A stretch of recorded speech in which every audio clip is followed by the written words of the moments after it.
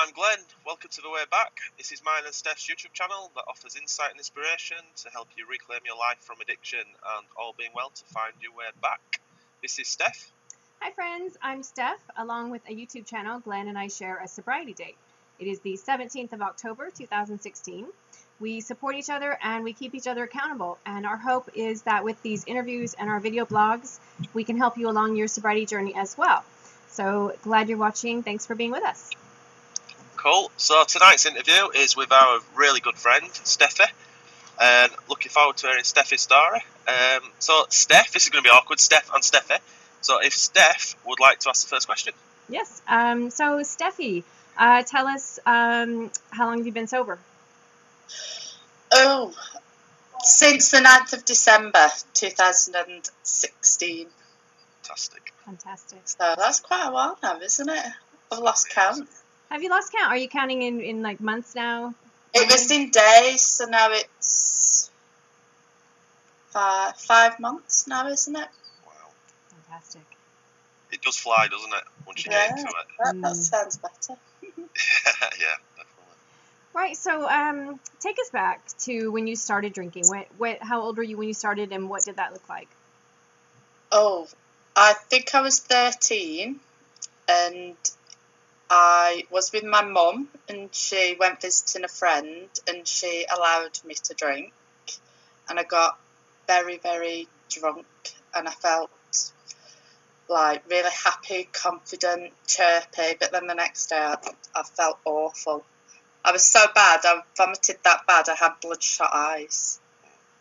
And then I vowed never to do it again, but then as soon as I was 14, me and my friends would get served in the shop, and we'd just buy alcohol every weekend, pool our money together, get alcohol, cigarettes, everything. Oh my god!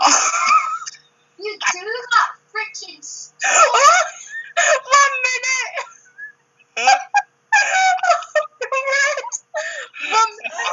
Alex, I'm trying to have a private talk. That was like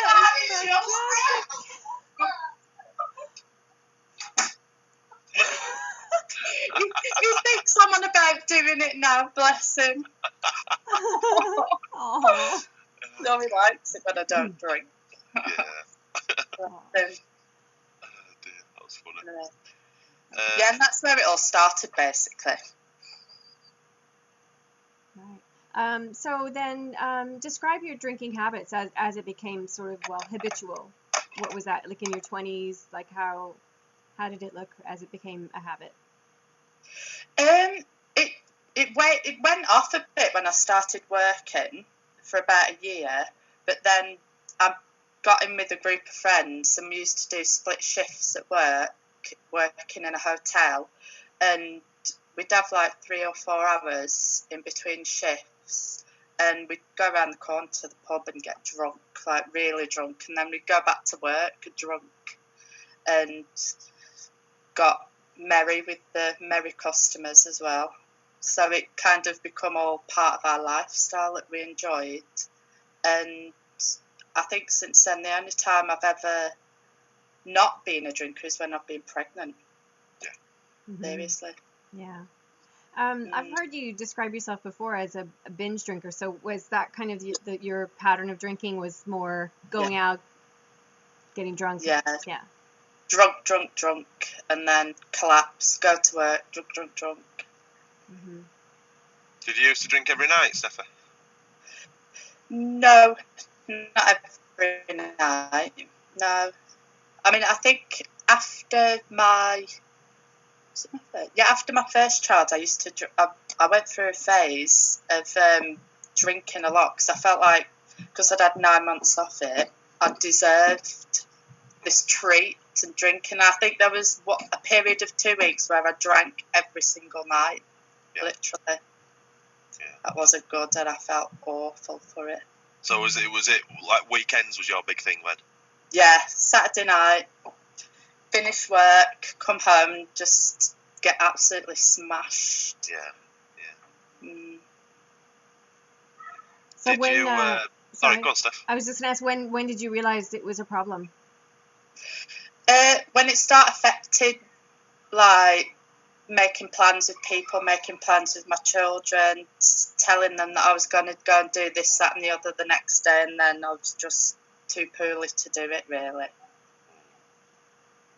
Yeah, just finding excuses all the time not to do the things that we should be doing. Yeah, I think we've all done that. And how long was that before you quit? That you were, I mean, was it sort of a couple of years? What period of time was it when you started to realize that it was a problem, but you carried on? Oh, I realised it was a problem probably not long after my last child was born, Ellis. He's 9 now, and I realised it was a problem then, because everything in the house would just be a mess, and I just didn't feel comfortable with the lifestyle, but I still carried on doing it, unfortunately. Sorry, Glenn, what were you going to ask? Did you have any health side? Because I know you're a fit woman, you're into your gym and your health and all that. Did it have a negative effect on all that? Not really, because I wasn't really into it then. It's only in the past 3 years I've been getting into the gym, but since I've stopped, I've noticed a massive change. So then it must have been having a negative effect, because I used to work hard for no results, really. We talked about that just recently with John, and I said the same thing. There were a number of times over the years that I would, be determined, go to the gym, lose this extra 10, 15 pounds, and it didn't matter what I did. I couldn't shift that weight. I couldn't get into good shape. But as soon as I quit drinking, like, I'm now in the best shape of my life, and it's amazing how your body responds when you just start taking care of it. Definitely. I like this style of interview because we normally do. I'm going to label people. Sorry for doing that, but it's normally the kind of all-out alcoholic like myself and Steph were, where we were really bad. Whereas you and the last interview we did with John, it's kind of the opposite of that. You were a binge drinker who could kind of take it and leave it all midweek. I'm guessing you didn't have to bother. Yeah. It was only like last year it started getting to the point where it was like every other night. Well, it was back to every Saturday night once I had my surrogate baby, and then it's gradually, because I was on maternity leave, it gradually started getting every other night, and I was like, hold on, Steph, get a grip. And why do you think that is? I know that's a bit of a personal question. Do you know why that is, or is it just like boredom? Something. No, I just wanted to treat myself. Being in the house all day, I had busy, productive times. It was always my treat, my reward almost. Yeah. So. What was your poison wine? Prosecco. Was it? Yeah. So I was also very skint. And how much of that stuff could you do on one sitting? I got up to being able to drink 3 bottles. Did you? Good effort. Wow. God, the thought of it now that makes me cringe. Mm-hmm. Yeah, that's a lot, isn't it? That's a lot. Yeah. Wow. Yeah. Mate, we've all been there. Yeah. So when you reached the point where you realized, you needed to make a change in your life, how did you go about it? What did you do to get off alcohol? Or did you try to moderate first? How did that go? Well, obviously, once I'd had the baby, I was already part of the group. I was just in the background because I'd already dabbled in giving up and then fell pregnant. And it's weird because you can give up so easily then. But once it got to about, the baby was born in July, once it got to about October, I thought, right, I need to get this nailed on the head. And then a couple of months, stop-starts, and then December, I just thought, I can't take this anymore. Coming to Christmas, I'm wasting all my money. Like, I need to get Christmas sorted. And I was like, that's it, no more. Wow. I'm glad you brought up... Sorry? Sorry? No, go ahead. There was no massive defining moment. I just got fed up of the same routine, just going on and on. The merry-go-round, yeah. Mm-hmm.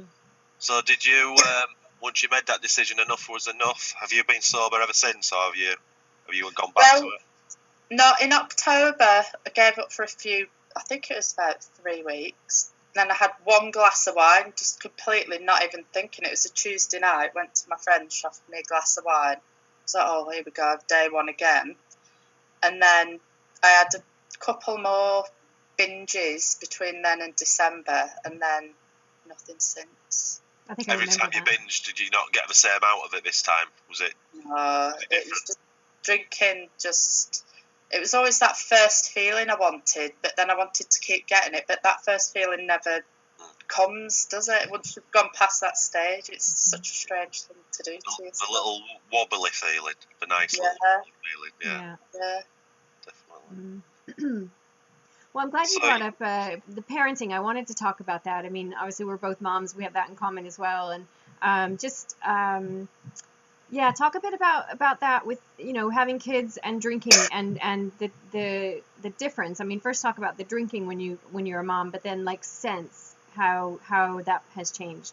But take us back. Well, before, obviously, I mean, my children had all the basic needs met, obviously, and always in school and clothed, fed. And we did go out sometimes, but it was always like, oh, they're older now, they can sort themselves out, they go off themselves or go to friends. And now I'm doing a lot more with them myself, taking them out places, making new memories, doing things that we've always said we wanted to do, but we actually do them now. Instead of writing them down on our list, we actually do them, which is good. They've noticed a massive change. Mm-hmm.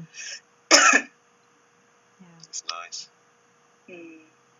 Well, we all have, I mean, as parents, it's not just a mom thing. You know, we talk about mom guilt, but like dads have it too. We all have those moments, whether we're drinkers or not, of, you know, feeling like we could have made a different choice or a different decision in, you know, whatever situation with our kids. And that's just normal. But I think for those of us who had a problem with alcohol, there's that extra added layer of guilt because it's because of your drinking behavior, whether it was you were hungover and you were, you know, on edge and irritable with them, or you know, if you not changed as patient, your I schedule. don't think. Mm-hmm.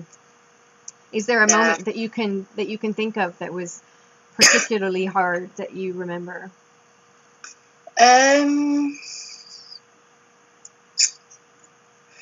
Just I think not one particular moment, but I regret all the days that I spent just lying on the sofa or lying in bed and not really bothering, saying, oh, come on, let's have a movie day. It's like when we have a movie day now, we actually have it because we want it, not because I'm feeling ill or anything like that.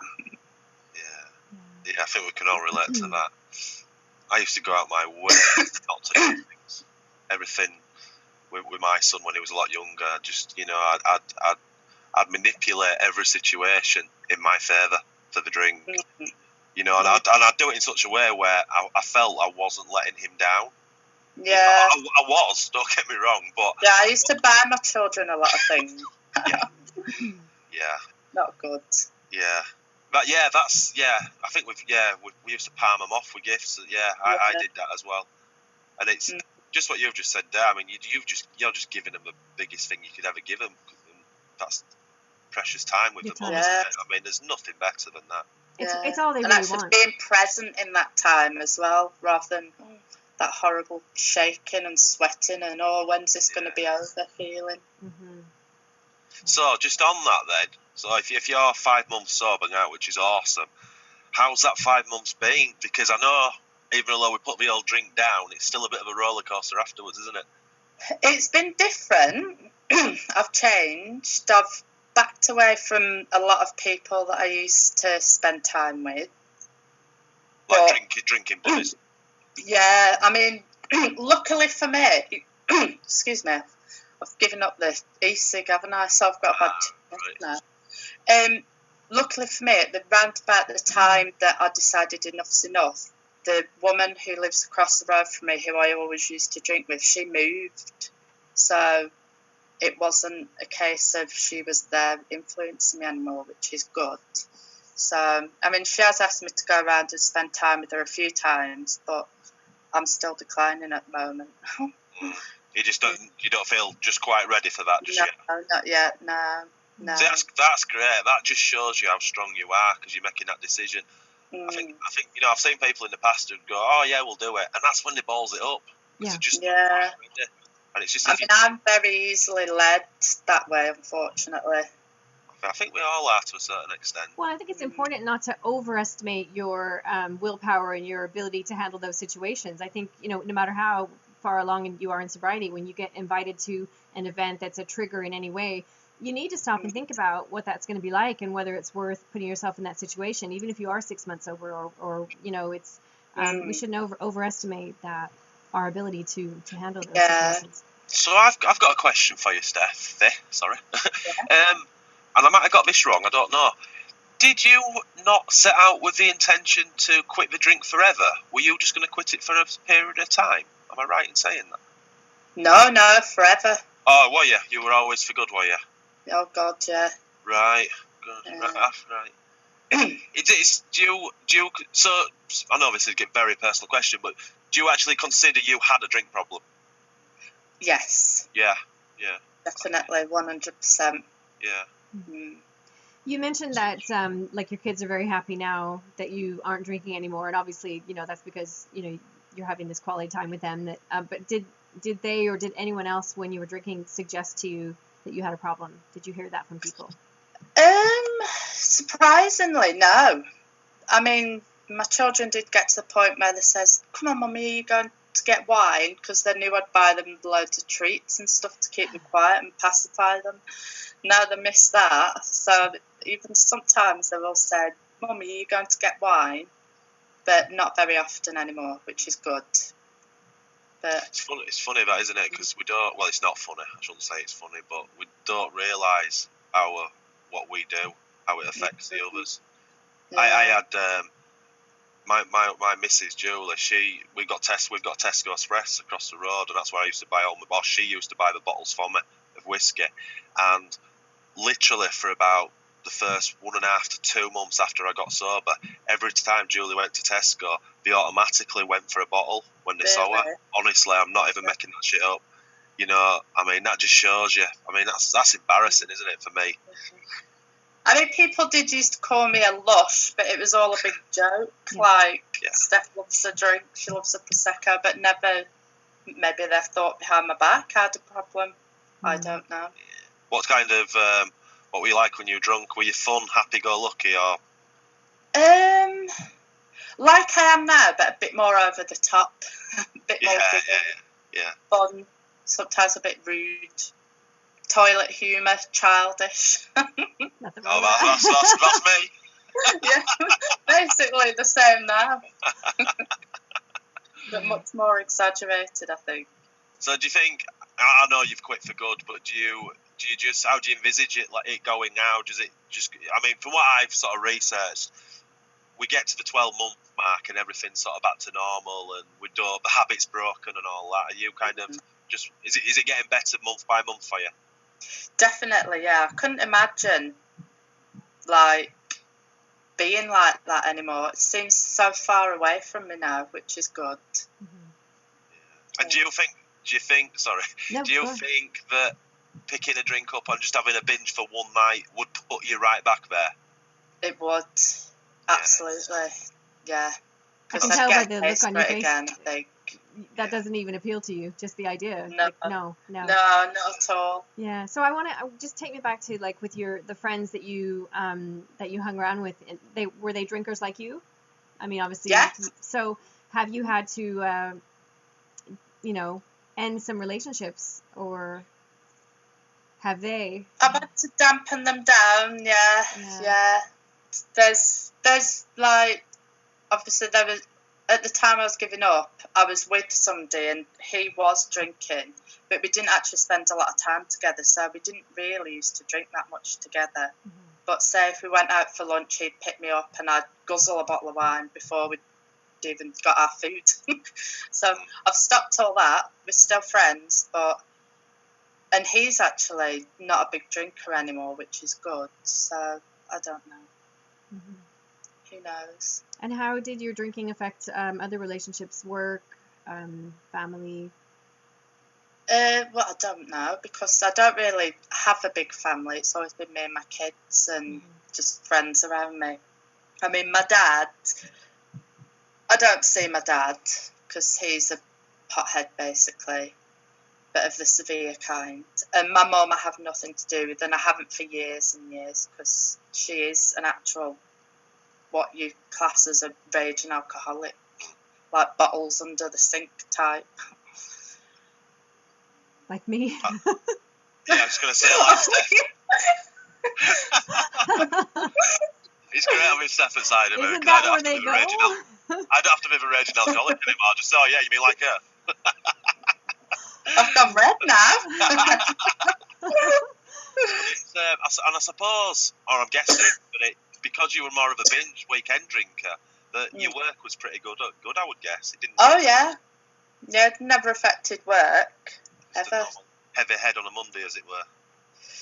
Well, God, yeah. But Mondays, I never used to work Mondays until I went back after maternity leave. So Sundays, I could have my Sunday fun day, and I'd be fine on a Monday, because I could just come back to bed after dropping the kids off at school.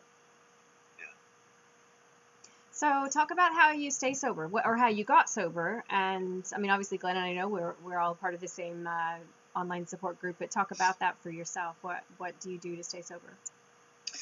What do I do now? Well, how you got sober. Sorry. And I'll just rephrase that. Do you have to work at it to stay sober as well? Now and again, yeah. Still, yeah. Even after all this time, I do. Yeah, it's like I went through quite a down phase for probably about a month there, and I'd just take myself off driving around, going here, there, everywhere, just listening to all my music in the car, thinking, bringing myself back down. What kind of mood was that? Just a low mood? Just low, thinking, oh, Steph, you can, go on, just let yourself have a bottle. For God's sake, Steph. And that just for that split second, you think, yeah, you'll be fine. But then you remember you're never fine. Never. It's never ever worked out that way for me. Because otherwise I wouldn't be here, would I? I used to, when first time I tried to get sober, I obviously went down the AA route for three months or something. And I used to listen to some of their stories, and some were very similar to yours, Steffi, where they weren't. At my worst, I was doing a litre of whiskey per day, and basically, if I was up, I was drinking. And I used to listen to someone who was a binge drinker, and I used to scratch my head thinking, why are they here? So they don't have to drink Sunday to Friday, Yeah. and then they get hammered for 2 days. And I'm like, is that really a problem? You're joking, but it's equally a problem, isn't it? Yeah. Oh, just definitely. bad. I've had to come to terms with that myself, Glenn, because and looking back over my drinking career, like I was in that phase myself in my 20s. I was a binge drinker, and I do know I had a problem, but it's been such a long time since my drinking was like that, because I've been a daily drinker for so many years. And to me, when it got like really problematic, was I became physically addicted. So it was the bottle of vodka a day, needing it to feel normal drinking, that I finally classed as like, I'm an alcoholic. I mean, there was no other way of classing it for me. So I did sometimes also scratch my head when people would say they could go a week, and I would think, well, if you've gone a week, you're like home free, like stop. I didn't understand going back to it after a week. If you could get out of that hell for a week, but it's a different style of drinking. It's a different type of problem, but it's the same hell you're in. It's just it's manifesting a different way. You're thinking about it all week, planning it. Mm-hmm. So even planning your weekend off work, planning it around what you could do. Oh, well, we can't go here, there and everywhere on Sunday because I want to get smashed on Saturday. And if we go somewhere after work on Saturday, it's got to be somewhere local so that I can hurry up and get back and tidy up and drink. So it's always on your mind. And then all that weekend, you've not done any housework. So the house gets all messy, and then you're tidying up. It's like you're constantly chasing your tail from the weekend before. Mm-hmm. Yeah. So how is that now? You just keeping things organized, and what's your life like now? Is it just everything's totally just simplified? Good. I've got so much free time. That's why I'm always in the gym. Everything's just manageable now, isn't it? Oh yeah, definitely. I'm just going to move this bit because the sun's coming across. I think that's the biggest thing for me, that you still have your dramas and you still have your shit days and that, but it's not as bad. No, it's not as bad. I mean, I've got 3 children that are growing up. 2 of them are teenagers, and there's always a drama, always. But it's manageable. Yeah. It's manageable. I think that's the biggest thing for me out of it all. I think, no, that's the second biggest thing. The first best thing is waking up every morning sober.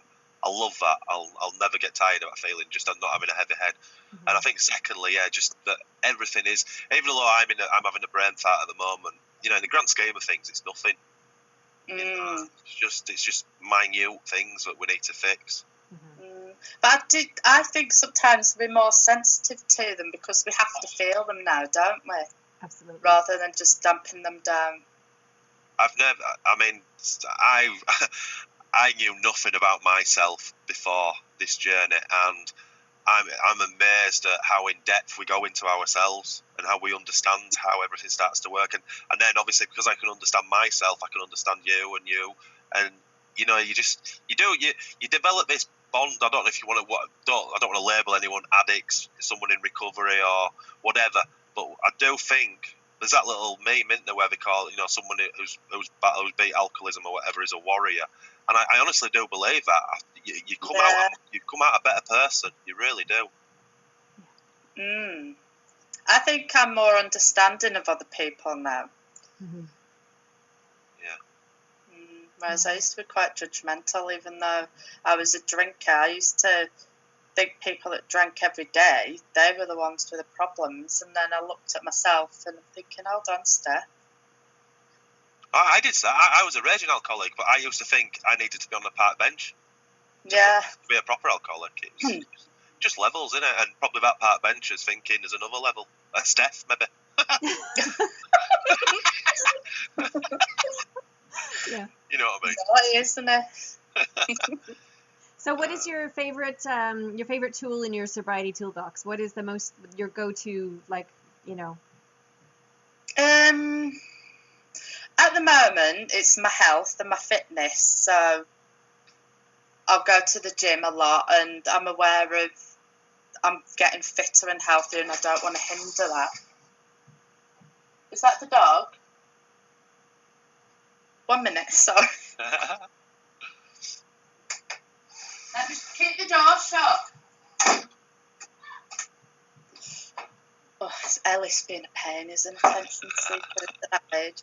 But yeah, fitness, health, just being aware that if I drink, there's no point in doing all the hard work that I'm doing, really. Yeah, definitely.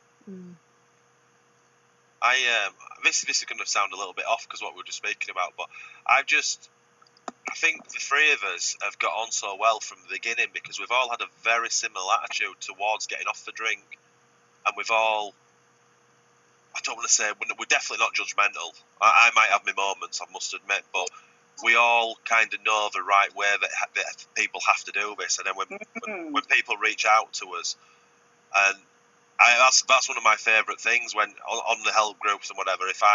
If someone posts something and I'll see Stephy, she'll reply first or whatever, and your advice is absolutely shit up, you know, and it's like, you know, no, but it is because we're not.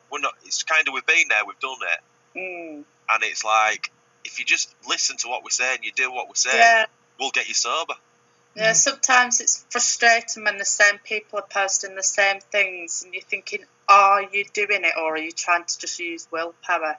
Because willpower doesn't work. You have to work at it. Simple fact. I took me ages to realise that willpower wasn't enough. I must admit. Same. Willpower and motivation. I was like, come on, we can do this. But it can take you so far. It can take you to a point, but you can't survive on willpower and motivation. It certainly does the early days, doesn't it? Yeah, I think it caves in when it gets a little bit harder. That's when the willpower just does one. But sometimes you're almost talking yourself into a drink, and you're like, hold on, what am I doing? I shouldn't be doing this. And then that's when you think, right, what shall I do? Distract yourself. But you can't just say, for example, if you sat there watching the telly thinking, oh, I could just have a glass of wine now, you can't just sit there waiting for it to pass. You are going to have to get up and do something. See, I love change that. what you're doing. I love that attitude, and not enough people. And I've been guilty of it in the past as well, of not doing it. You'll sit there and you'll think, all right, 10 minutes, it'll be gone, and it doesn't go No. because you're wallowing in it. You're thinking about it. That's why you're just sat there thinking and thinking. But as you just said, if you go for a 10-minute drive, 9 times out of 10, it's gone as soon as you come back. Oh, definitely, yeah.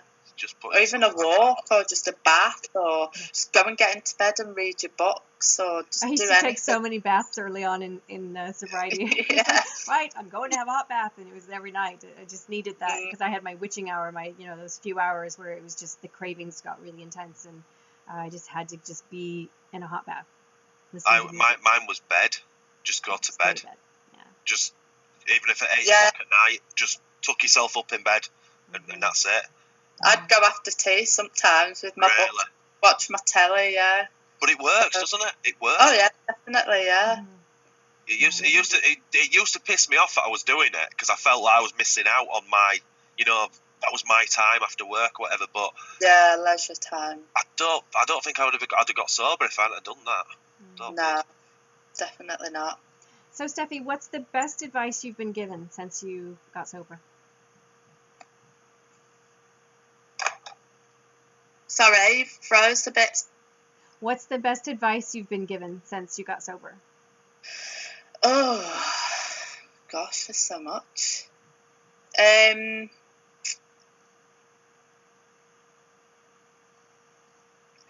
don't know. That's a tough question. It is. Do you have a favorite I'm kind trying to of? think if what has been said was Glenn or you. Who's going to fall out with me? Say me. My line. Best advice. I actually can't remember who says it. It might be Ruth, but it's just. Oh no, I think it is Glenn. Don't give up on giving up. Keep quitting until you quit.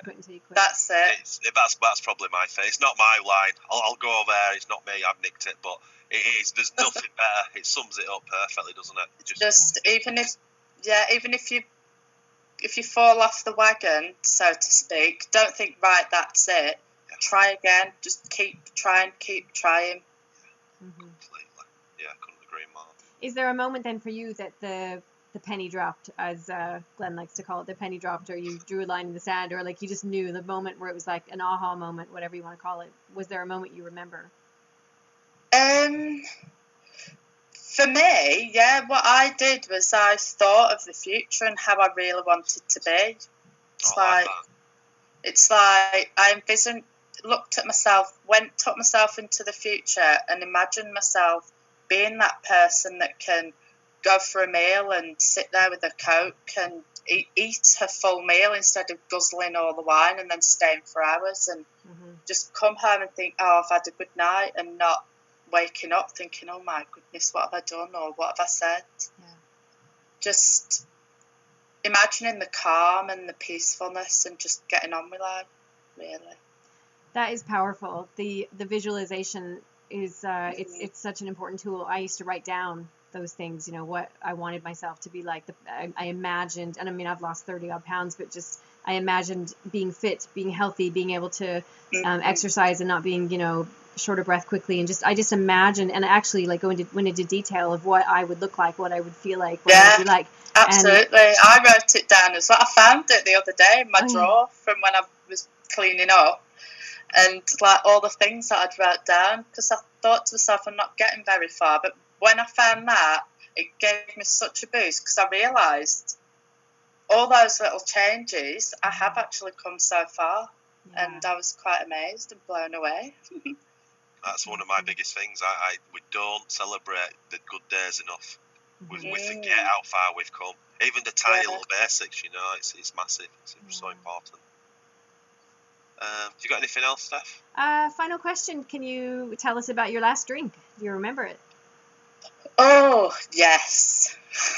Well, this is going to be good. Basically, I'd had an argument with the person that I was seeing. I won't call him my boyfriend because we were a bit on and off. And I can't. But basically, I got really drunk and I wrote all over his Facebook that he had a tiny willy and he was cracking head and everything. Oops. Luckily, he was working nights and he saw it and he deleted it all. But yeah, we're still talking though. It's fine. That's a hell of a blast. Yeah, and then the next day I was like, oh, I'm sorry, and he says, and even then he says you've got to knock the drink on the head, so I did. When it But starts I'd hurting, probably still do the same if he pissed me off.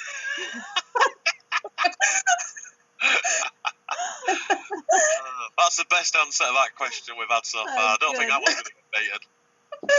Oh, so childish. That's quality, that is. That's fantastic. I just have to say, just in response to that, like, it was years. I've been married for 20 years, but it was years ago, obviously, when I was dating and in those kind of crazy relationships, in my 20s. But like, we didn't have internet then. We didn't have email even. It was like, if you were gonna do something like that, it was like you drive to the guy's house with the intention of like scratching on his car. By the time you got there, like, you would have changed your mind. Like, if I had had social media back then, not only would there be like so many videos of me. I can't even imagine. But just the things I would have done like that. Oh, thank God. Yeah. The joy of being old. I nearly posted a picture of it, but I thought, no, it's a step too far. Look at Glenn's face. I couldn't imagine anything worse. Oh God. That's funny. Now I've got a picture of a man's penis in my head. This is not good. I thought that was usual, Glenn.